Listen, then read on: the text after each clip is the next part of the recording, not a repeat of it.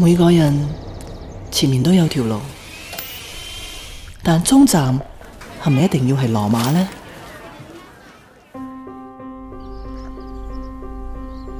前面嗰條路，終站一定要係羅馬㗎。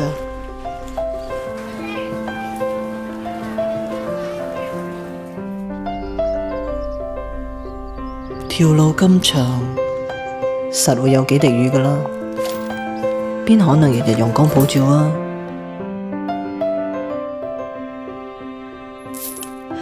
條路咁長，最好日日都陽光普照啦。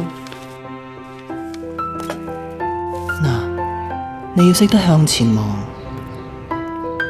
一定要向前望。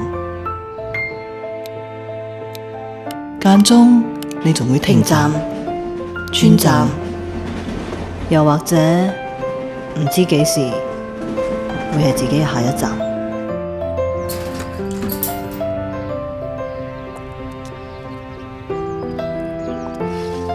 向前行就唔好返轉頭啦，因為時間會等你。我知條路有沙有石，不過只要有堅持，前面冇紅燈。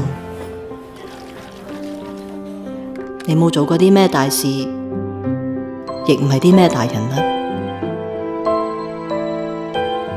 你唔使識做啲咩大事，將來亦都唔使係啲咩大人物。你點㗎？對自己好啲，簡簡單單可以過得好好㗎。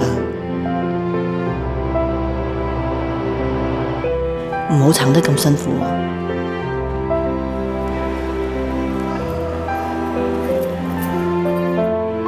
要對自己好啲。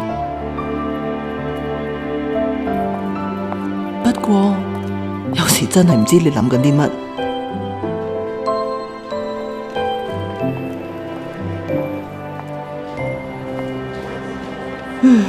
有時又真係唔知你點諗㗎。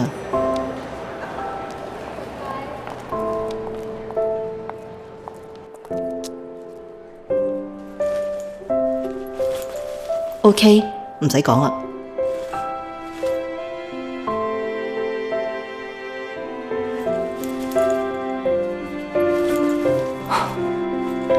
好多嘢唔使講我。